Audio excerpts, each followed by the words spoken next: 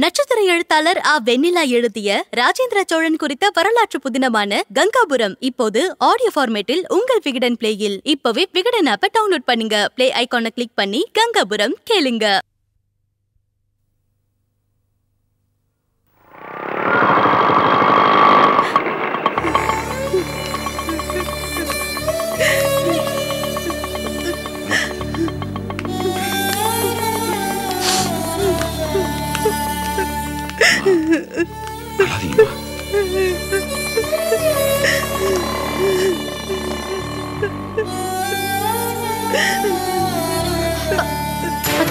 என்னம்மா என்னாச்சு? என்னாச்சுமா? கேக்குறல அத்தை என்னாச்சுமா? மாணிக்கம் வீட்ல இல்லையே. இல்ல என்னாச்சு? என்னம்மா எதுவுமே சொல்ல மாட்டேங்கற? கொஞ்ச நேரம் அமைதியா இருங்க. அவங்க கிட்ட இப்ப எதுவுமே கேட்க வேணாம். என்ன நடந்துச்சு? ஏங்க வீட்ல எத்தனை பேர் இருக்கீங்க? சிவசாமி வீட்டுக்கு அம்மாவை தனியாவா அனுப்புறது? சிவசாமி வீட்டுக்கா? அத்தை சிவசாமி வீட்டுக்கு போறது எங்களுக்கு தெரியாது. இவங்க ஏதோ ரமேஷ வாய் வித்தியாசமா பேசிட்டாங்க. அவன் பதிலுக்கு கை நீட்டிட்டான்.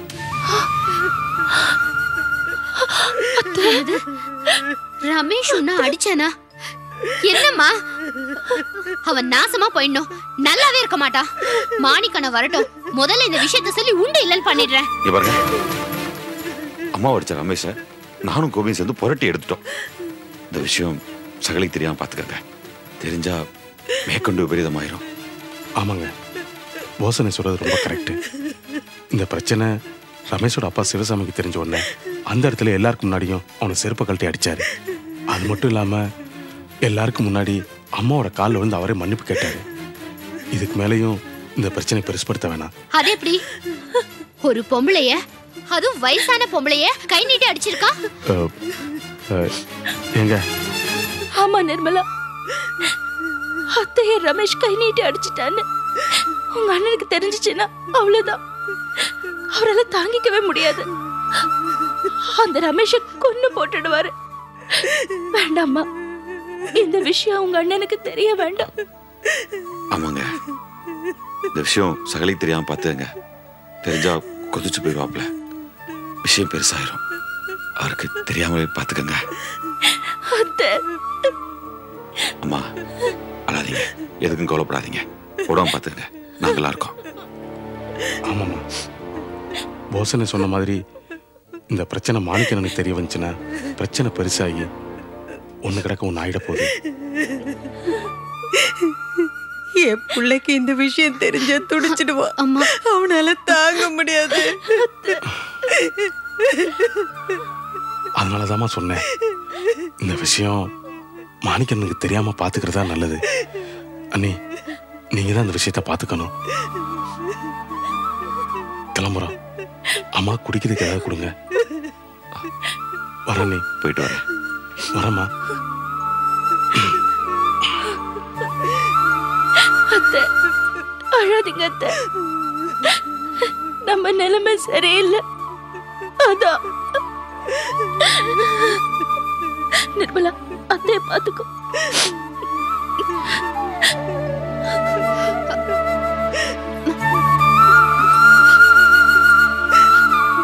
ரொம்ப அடிச்சிட்டாங்களாமா? பாவி, நாசமா போயிடுவானுங்க. நல்ல வேளை கரெக்டான நேரத்துக்கு அவங்க 2 பேரும் வந்திருக்காங்களே. அதாண்டி எனக்கு அசிங்கமா போயிடுச்சு.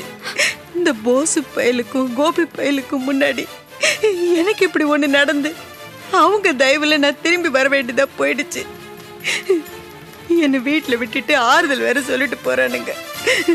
எனக்கு எவ்வளவு வெக்கக்கேடா இருக்கு தெரியுமா? அழாதம்மா, அழாத.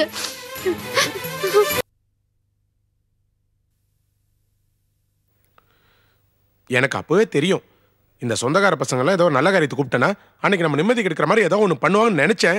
அதான் நான் நினைச்ச மாதிரியே நடந்து போச்சு. என்னடா பேசுற நீ? நான் சொல்றது என்ன தப்பு இருக்கு? நம்ம கடை திருப்பலாவுக்கு கூப்பிட்டேன்ல, எல்லாரும் வந்திருந்தாங்கல்ல, விசேஷத்துக்கு வந்த மாதிரியே வந்திருந்தாங்க. எல்லாரும் அவங்க பிரச்சனை நினைச்சிட்டு அழுது வடிஞ்சிட்டுல இருந்தாங்க. இன்னைக்கு என்னடானா அவங்களா ஒரு 7 இழுத்து போட்டுட்டு விசேஷனால விவகாரம் நல்லா மாத்திட்டாங்க. ஆனா ஒண்ணு மட்டும் எனக்கு நல்லா புரிஞ்சு போச்சு, இந்த செல்வர்க்கான அவனுக்கு எனக்கு 7ஆம் பொருத்தமா தான் இருக்கு. டேய், சும்மாறா. செல்வம் என்னடா பண்ணா? சும்மா உளறிட்டு. நான் ஒன்றும் உளரல. செல்வம் மட்டும் அங்க வராம இருந்தா இந்த பிரச்சனை வந்திருக்குமா? அவனால ஒரு இடத்துல சந்தோஷம் வராது, பிரச்சனை தான் வரும்னு நிரூபணம் ஆயிடுச்சுல. என்னடா முட்டாள்தனமா பேசுற? நான் பேசுறதுல என்ன முட்டாள்தனத்தை கண்டீங்க? டேய் கோயில்ல நடந்தது எல்லாம் யதார்த்தமா நடந்தது. யாரும் திட்டம் போட்டு எதுவும் பண்ணல. பெருசா செல்வத்தை பத்தி பேச வந்துட்டிய. நீ மட்டும் என்னடா உன்னால மட்டும் எல்லாருக்கும் எப்பவும் சந்தோஷத்தை தர முடிஞ்சதா? சின்ன விஷயத்தை கூட பெருசாக்கி எல்லாத்தையும் நோகடிக்கிறதே நீதான். செல்வம் எப்போ அந்த மாதிரி பண்ணிருக்கானா? பாத்தீங்களா, நான் என்னோட வேதனை யதார்த்தமா புலம்புனா நீங்க என்னடா அதை நோண்டி பெருசுபடுத்தி பழி எம்எல்ஏ போடுறீங்க. என்னது யதார்த்தமா புலம்புனியா? டேய் நீ யதார்த்தமா புலம்புறது கூட அடுத்தால தாண்டா தப்பு சொல்லுது, வேண்டாத பிரச்சனையை கொண்டு வருது. இவ்வளவு ஏண்டா நீ சாதாரணமா புலம்புறது கூட எங்களால பிரச்சனையை தாண்டா எடுத்துக்க முடியுது. இதுல இருந்து தெரியல உன் மனசுல எவ்வளவு குப்பை அடைஞ்சு கிடக்கு. பெருசா பேச வந்துட்டான். ஓடா ஓடா ஓடா. டேய் ரவி, நீ ஏன்டா இப்படி அறிவுகடத்தனமா யோசிக்க ஆரம்பிச்சிருக்க? வர வர ரொம்ப மோசமாயிட்டுடா. ஆனா உனக்கு நல்ல புத்தியை கொடுக்க மாட்டேங்கிறான்.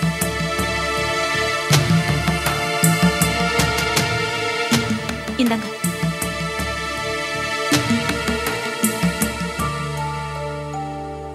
என்ன நீ எதுவும் சொல்லாம போற? என்ன சொல்லணும்? ஏதாவது சொல்லிட்டு போயேன். எதுக்கு? என்னமோ எல்லாரும் நான் தான் தேவையில்லாத பேசுற மாதிரியும் எல்லா பிரச்சனைக்கும் நான் தான் காரணங்கிற மாதிரி இட்டு கட்டி திட்டிட்டு போறாங்க. தெருவுல தர்மடி வாங்குற மாதிரி நானும் இதெல்லாம் கேட்டுட்டு உட்காந்துட்டு இருக்கேன். நீ உன் பங்குக்கு 4 போட்டு போயேன். நான் வேற உங்களுக்கு தண்டனை கொடுக்கணுமா? இப்படி எதுவுமே பேசாம இருக்கிறது கூட தண்டனை தானே நான் நினைக்கிறேன்.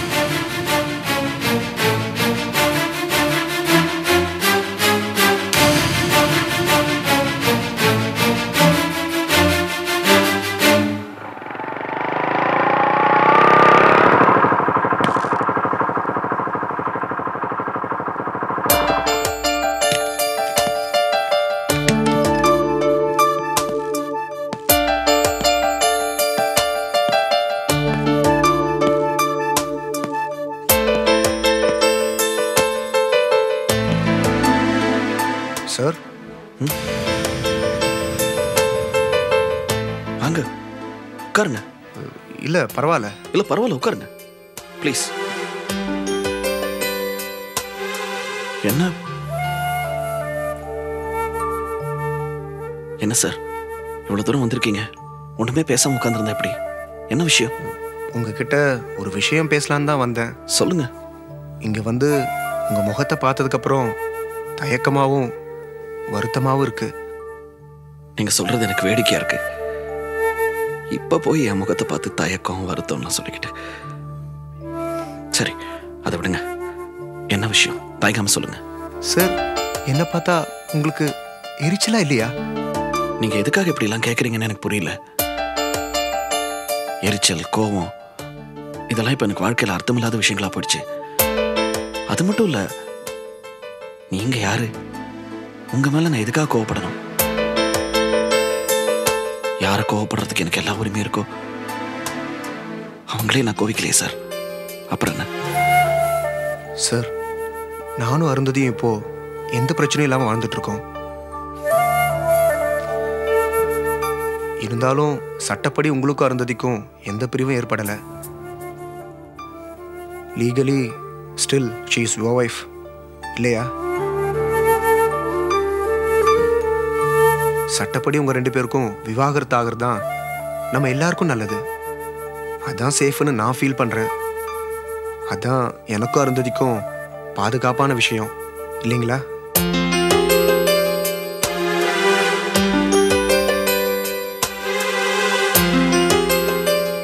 இதை பாருங்க டேவிட், மனுஷ மனசுக்கு பாதுகாப்புங்கிறது பேப்பர்லயோ தாலிலையோ இல்லை. நாம நினைக்கிறது எல்லாமே பாதுகாப்பும் இல்லை. என்னதான் நம்மளை சுத்தி ஒரு வளையத்தை போட்டுக்கிட்டாலும் எல்லாமே தாண்டி போகக்கூடிய வேலையா தான் இருக்கு. அனுபவிச்சவன் சொல்றேன். அதனால இப்ப உங்களுக்கும் அருந்ததிக்கு நடுவில் ரொம்ப தேவையா இருக்கிற ஒரு விஷயம் ஒத்துமை, பாசம், பிரியம் இதெல்லாம் தான். மற்றபடி நீங்க சொல்றதெல்லாம் சரிதான் சார். ஆனா லீகலா ஒரு பாதுகாப்பு வேணும்னா சட்டப்படி நீங்களும் உங்க மிஸ்ஸஸும் பிரிய வேண்டியது முக்கியம்னு நான் நினைக்கிறேன். அதனால நீங்கள் சில பேப்பர்ஸில் கையெழுத்து போடணும் ப்ளீஸ். கொடுங்க.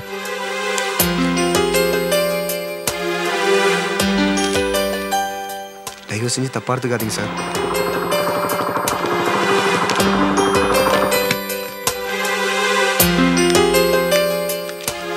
இங்கே? ஆமாம் சார்.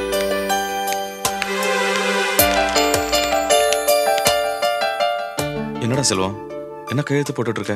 யார் இவரு? என்ன கையெழுத்து? இவர் யாருன்னு கேக்குறேன். இவர் டேவிட், அருந்ததியோட. இல்லை, நானும் அருந்ததியும் சட்டப்பூர்வமாக பிரியணும் இல்லையா, அதான் கையெழுத்து. இவ்வளவு தைரியம் இருந்தா இங்க வந்து உட்காருவேன். ஏண்டா உனக்கு அறிவில்ல? இவனை பார்த்த உடனே கண்ட துண்டமா வெட்டி காய்கறி மூட்டையோட பார்சல் பண்ணி அனுப்புறதை விட்டுட்டு இங்க உட்கார வச்சு பேசிட்டு இருக்க நீ. அண்ணே ப்ளீஸ், தயவு செஞ்சு கொஞ்சம் பொறுமையா இருங்க. அதாவது நமக்கும் அந்த பொண்ணுக்கும் தான் எதுவுமே இல்லைன்னு ஆயிப்போச்சு. அப்புறம் என்னண்ணே? அதான்டா நானும் சொல்றேன். ஏண்டா அதான் அந்த ஓடுகாலியோட எந்த ஒட்டும் இல்ல ஒருவும் இல்லைன்னு நாங்க எல்லாரும் தலைமுறையாச்சு இல்ல. அப்புறம் ஏன்டா அந்த சனியை நான் ஞாபகப்படுத்துற மாதிரி இங்க வந்து உட்காந்துருக்க? கையெழுத்து கையெழுத்து போடா ப்ளீஸ். சொல்றது கேளுங்க ப்ளீஸ். எதையுமே முறைப்படி செய்யணும், அதுக்கு தான் கையெழுத்து வாங்க வந்திருக்காரு. எதுனா முறை? அவ புருஷனை விட்டுட்டு ஓடி போவா, இவன் அவளை கூட்டிட்டு ஓடி போவான். எந்த முறையில வராது? கம்ம நாட்டிங்க. அண்ணே தயவு செஞ்சு விட்டுருங்க ப்ளீஸ். ஏய் எப்படா இவனை பார்த்த உடனே எனக்கு பத்திட்டு வருது. அண்ணே ப்ளீஸ் தயவு செஞ்சு வேண்டாம். அண்ணே கேளுங்கடா. அண்ணே உட்காருங்க ப்ளீஸ். வேண்டாண்ணே, இல்ல தயவு செஞ்சு உட்காருங்க ப்ளீஸ். உட்காருங்க அண்ணே ப்ளீஸ். தயவு செஞ்சு சொன்னா கேளுங்க. தயவு செஞ்சு சொன்னா கேளுங்க. சொல்றேன்ல, எல்லாமே முடிஞ்சு போச்சு. இனி அவங்களாவது பிரச்சனை இல்லாம நிம்மதியா வாழட்டும். இவரை போட்டு அடிக்கிறதுலயோ திட்டுறதுலயோ எந்த பிரயோஜனமும் இல்ல. ப்ளீஸ்.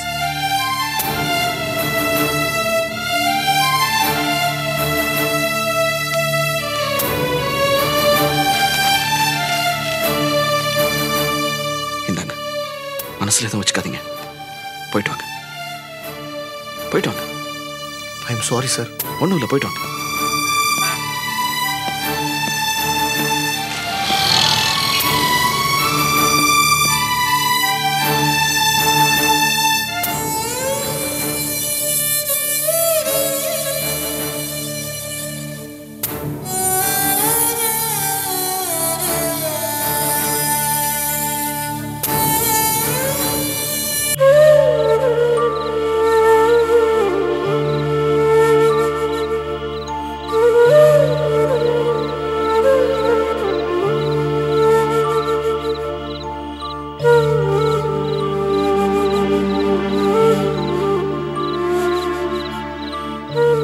இந்த பவனி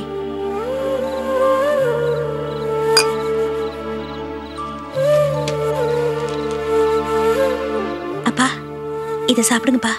அப்படி வைமா. ஏன்பா, ஏன் ஒரு மாதிரி சோர்ந்து இருக்கீங்க? நினைக்க ஆற மாட்டேங்குதுமா. கடைச்செடுத்த கைவாணி பையெல்லாம் கேள்வி கேட்பாரு, கும்பாலம் போட்டுட்டு இருக்கிறான். செல்வ எவ்வளவு தங்கமான பையன், அவருக்கே எப்படி சோதனை மேல சோதனை. அதான்ப்பா விதிங்கிறது. போய் அந்த பொண்ணு எதுக்குப்பா செல்வத்துக்குன்னு வந்து வாய்க்கணும்? ஓடி போன கழுத கல்யாணத்துக்கு முன்னாடியே ஓடி போயிருக்கலாம்ல. இதே கேள்வியைத்தான் நான் என்னையும் 1000 தடவை கேட்டுட்டு இருக்கிறேன். பதில் தானே கிடைக்க மாட்டேங்குது. என்ன பண்றது? பாவம் செல்வம் தம்பி, அதுவே ஏற்கனவே நொந்து போயிருக்கு. அந்த பொறிக்க பையன் தேவையில்லாம கண்டதை பேசி இன்னும் நோக்கடிச்சிட்டாங்க. என்ன தம்மா சொல்றது?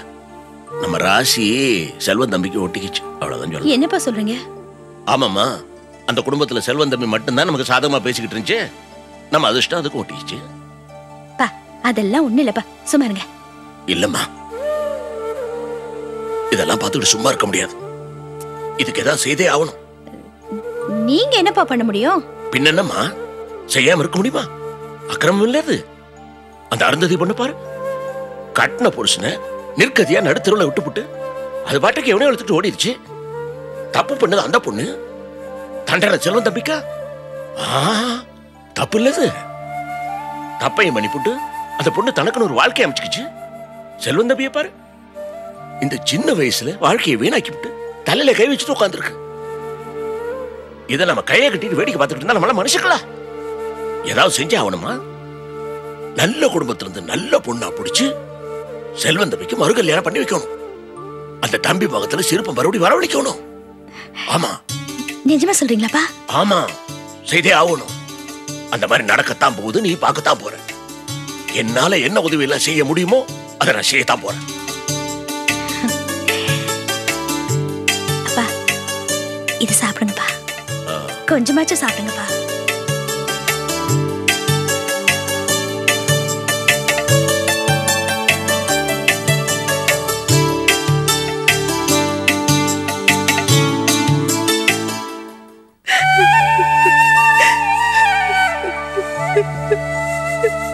ஏமா இப்படி அழுதுட்டே இருக்க? முதல்ல கண்ணத்தோட மாணிக்கோணம் வந்து எல்லா விஷயம் தெரிஞ்சிரும்.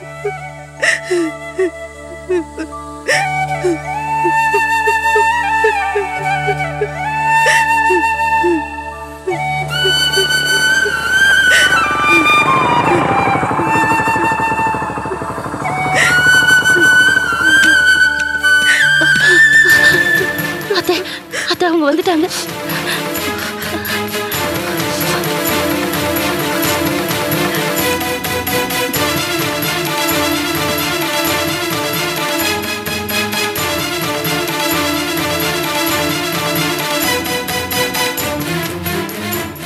அம்மா, ஏம்மா ஒரு மாதிரி இருக்கீங்க?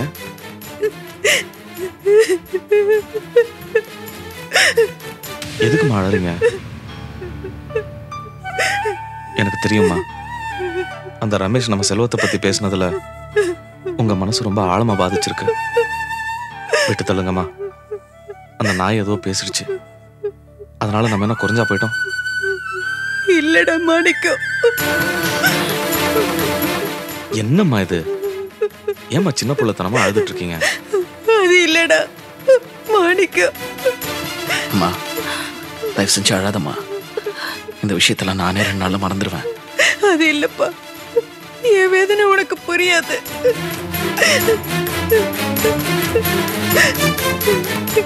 நான் இனிமே உசுர வச்சிருக்கிறதுல அர்த்தமே இல்ல மாணிக்கம்.